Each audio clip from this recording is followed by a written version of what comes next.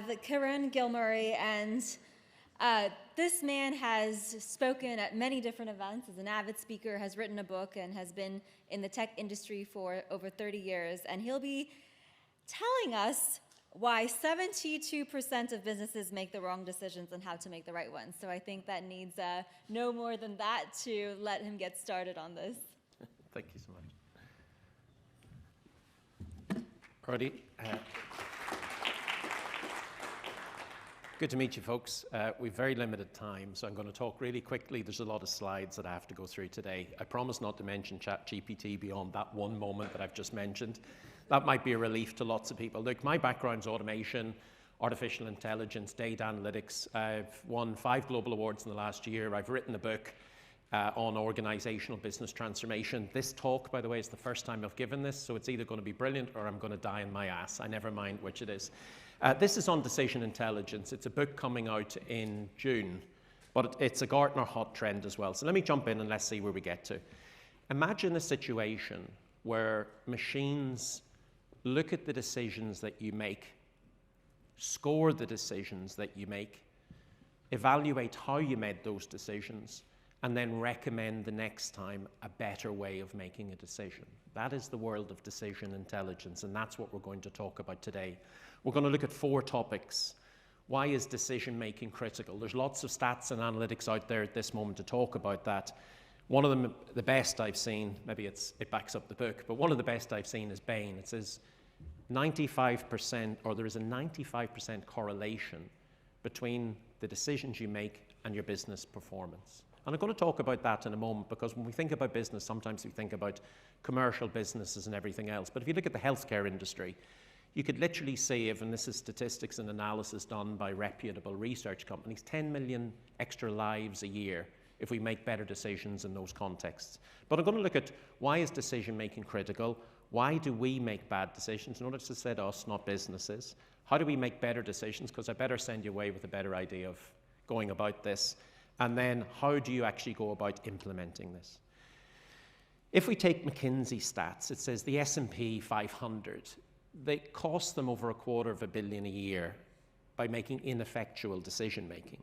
If you multiply all that the way up around the globe, then there's a 4.26 trillion opportunity for companies to make more and better money, or greater money, from more and better decisions. As I mentioned, the healthcare sector, it's 10 million lives. That's critical and absolutely essential.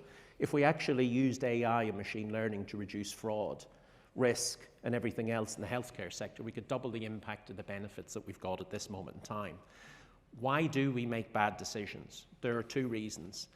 One is human nature, and the second one's our environment. And human nature is our own biases that we have built into us. Believe it or not, there's 188 biases in our world, in ourselves. You need to look those up at least once in your life to understand them. But let's test out some of those biases. If you wouldn't mind taking a look at the screen, and don't say it out loud, but just decide which direction the train's actually moving in. Everybody got that? Now, would you do me a favor? Close your eyes for 2 seconds. Open up your eyes, and then tell the train to move in the opposite direction.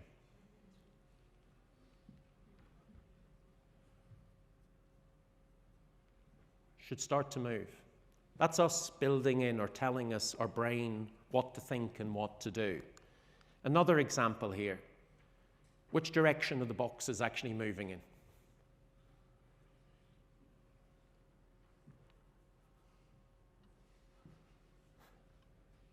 The oddity is the boxes aren't moving at all. This is our brain sees things and tells us things and works out things before our eyes ever can. Now, if we get those types of decisions wrong, because it's gut, it's emotion, it's sunk cost fallacy and everything else, then that can lead to problems. You know, our unconscious bias, and it's nothing against us as humans. We've been around for 300,000 years or millennia. Our brain's only 100,000 years old, but the pace of technology and change and everything else that's happening at this moment in time helps us, or those biases helps us make decisions. 100,000 years ago, if there was a lion or a dinosaur, we had to run or stay. You know, and those things help us, but those also cause us problems. And now we've other problems in the world as well. We've too much information, we've a lack of information, we've got the wrong information, we've got overconfidence. And all these things, as I said, have impacts. And if we admit it to ourselves, very often we make gut decisions. We've got two candidates in a room, we're not too sure who to hire. Actually, they went to school with us, they must be nicer. And that can lead to all sorts of different consequences. Here's one of them, and this is a real world example, believe it or not. If we make bad decisions, it is business, people. Remember, people leave companies because of bad decisions, bad managers, whatever else. Customers leave companies because of bad decisions. But here's an environmental impact, real story. So this is peaches grown in Argentina, packed in Thailand, and eaten in the US. You look at this, you go, how the hell could that happen? But that's just an example of bad decision making. I'm sure the people who did it didn't mean to do that, but when you draw it out, it's kind of scary. The second one's our work environment. I probably could add on lots more applications here all day long. I should have put conversational AI in this, or a chatbot as well, but this is the world that we live in. This is what we're doing to the employees who are in our companies, and we're wondering why they're making bad decisions, or gut-based decisions, or using the shortcuts that I mentioned earlier on. They're overwhelmed by data. And this goes to now, if we look at what's happening in the world, our human brains work on a linear plane. They're not getting any better, as much as we think. They're the same thing as was around 100 years ago. But data, machine learning, and artificial intelligence, and conversational AI, and everything else in a work environment is moving at a hockey stick. So there's an ever-increasing gap there where our capabilities can't possibly keep up. Now, we've used technology like AI and data analytics and machine learning to catch up or to try and keep up, but it's not working just yet. And then we really don't help our businesses or people in our business. We organize very complex structures. We don't make clear organizational goals or organizational lines. Our cultures lack empowerment very often. We rely on over-consensus. Who has been in those meetings? There's not quite clear what the agenda is. There's only 20 people in the room, only 20. I was in one last week with 75. Then we decide there's not enough people in the room to make the decision, so we organize another meeting, and then we wait till everyone agrees, and off we go. And then we end up with a lack of real debate, or a death by committee, or all sorts of other stuff. But that's a fact, and that's a fact in most orgs. But how do we actually improve these things? So let's talk about the people side of things before I move to decision intelligence and talk about the technological side of things. So the first one is be aware of your own cognitive biases. Look up that thing, there is 188. Look it up, you'll be surprised. I looked at loads of them and thought, yes, guilty of many, and still am. Don't confuse good decisions with bad decisions. Believe it or not, a lot of things are down to luck. The only thing we can control is how we go about making the decision and how we assess the decision that we've actually made to determine whether we can make a better one next time. Set clear goals and roles for making decisions. How many of you in the room understand your business's mission and purposes and values, what the North Star is, what your contribution is to that actual outcome? And if you're managing teams, are they absolutely crystal clear? If I went to everyone in your business, do they know what's important? Do they know what success looks like, and do they know how to get there? This is something we're very poor at. We make a decision and then we never revisit it. So what about measuring and monitoring the decisions we make and learning from the decisions that we actually make, and then putting that data back into the next time we decide something? Very often we just bring the data we need to reinforce the opinion that we got or the thought that we wanted. How many of you bring in someone to play the role of someone who's contrarian or going to contradict the decision or tear the decision apart? There isn't a meeting that I don't go into where I have someone in my team playing that role, or more than one person. But what if? That doesn't make sense. Well, what if we did this? I also bring in a lot of data as well into the meeting, not so much to confuse, but as long as I have the right information with the right person, set at the right level of the company, making the right decision, and we try and tear that apart, and we look at past decisions, and we monitor and we measure those, then as an individual, a team, or a group, I'm more likely to get the decision right. Doesn't mean it's going to be perfect, but I'm going to be more right than rocking up in a room. And how many of you turned up not knowing what the agenda was about? How many of you turned up not reading the materials that have been prepared, or very often not prepared for the meeting? How many of you made decisions that have huge financial and people consequences without revisiting the decisions that you actually made in the past to determine whether successful or not? I think that would expose a lot of us if we monitored 12 months down the line how our decisions turned out and how we got to that place. That's the human side. Now let's look at the data and analytics side, because we're driven by technology. Someone said software is eating the world. Well, technology is probably eating the world. All our businesses are technology businesses these days, in whatever shape, form, or other that you want. So we may as well use technology to help us make sense of the world that we're in and turn what usually is in existence at the moment. A lot of people doing a lot of mundane stuff, not adding a lot of value, and getting out of bed on a Monday morning go, my God, why am I doing this again? And processing a lot of stuff to get them to do more intelligent work.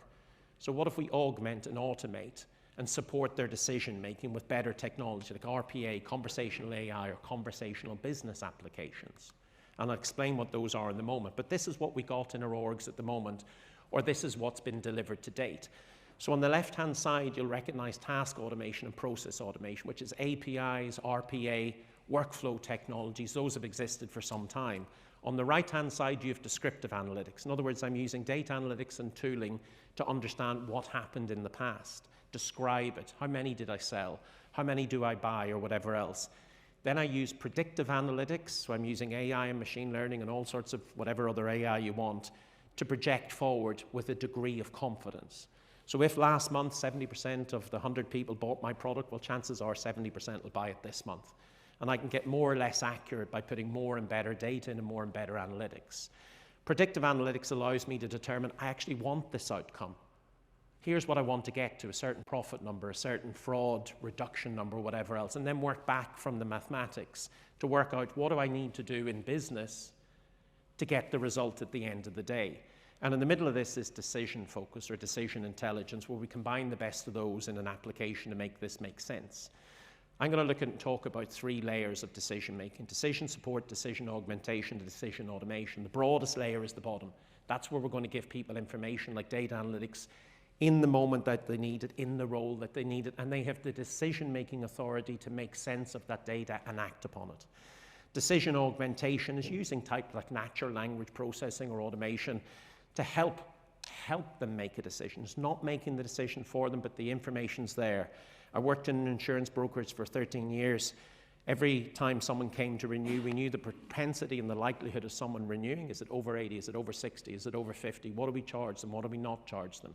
How bad a debt? What can we do to upsell, cross-sell, move? That's all information someone had in front of them.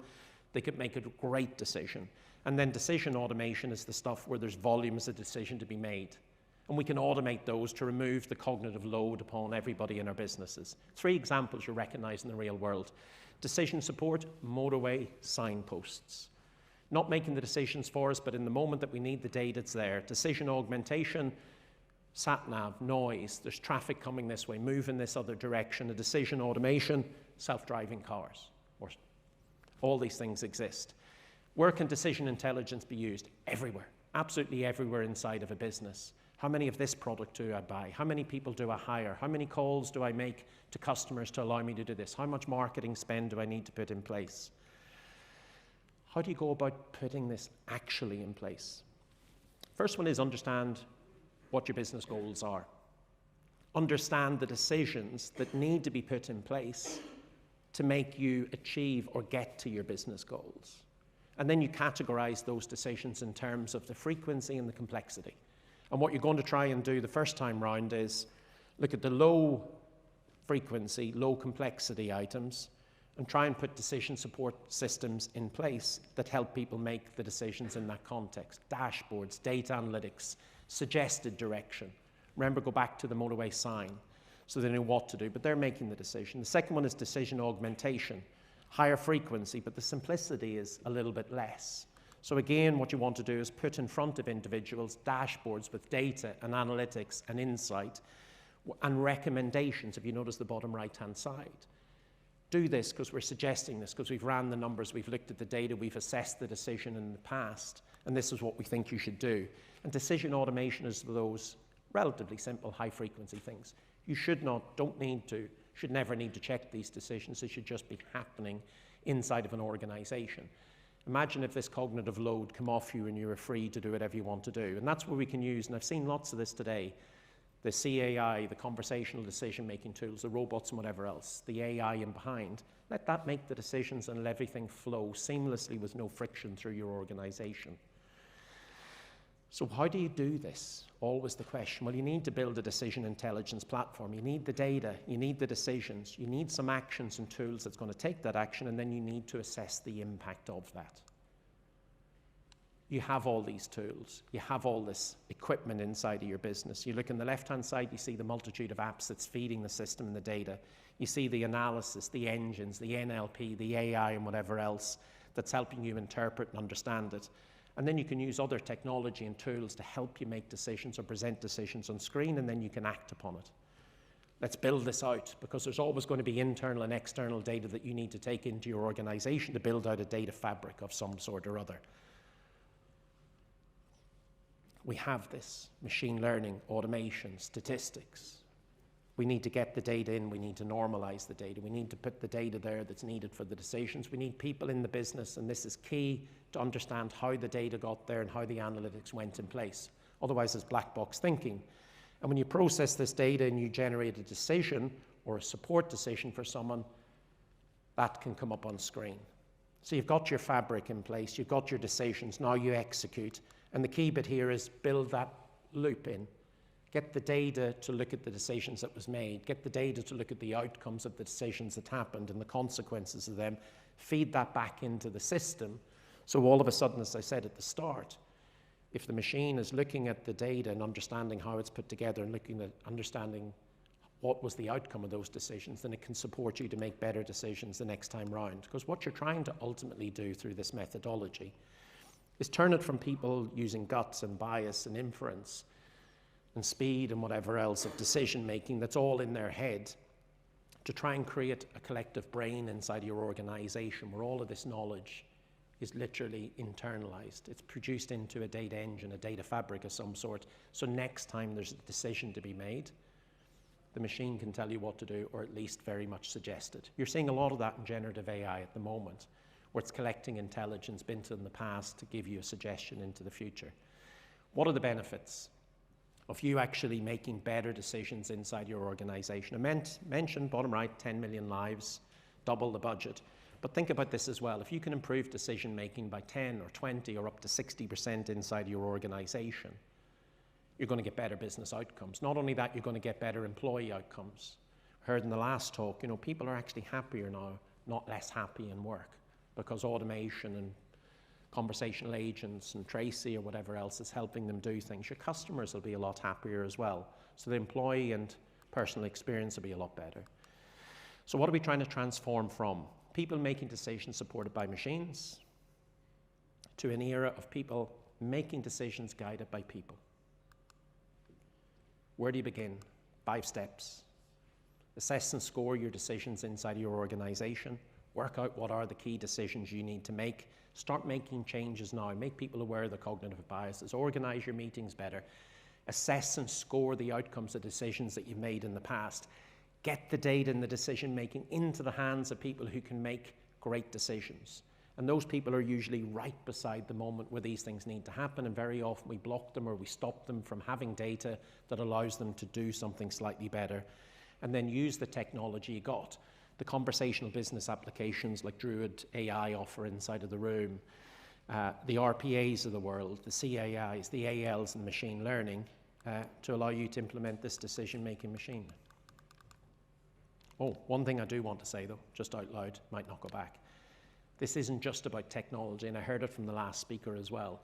Make sure you involve your people in these projects at the same time, and then run a really great change management program to convince people that this makes sense, to work with them to understand the importance of the technology, the impact of the decisions that they made, and bring them on the journey. Because too often we hear about jobs getting killed, removed, died, or we add stuff on top and we don't listen to the people who are actually inside of the room. That takes time, that takes management. I think we're out of time for questions, but I'll leave it to you. One quick one. Yep, okay. Anybody got any questions? That's a lot thrown at you in the last couple of moments.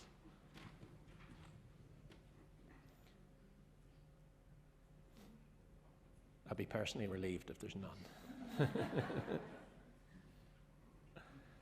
Alrighty. If there is none, I'll let the next speaker up. If you want to know a little bit more about this, or you want to find me, that's a web address online. You'll see me on LinkedIn every day.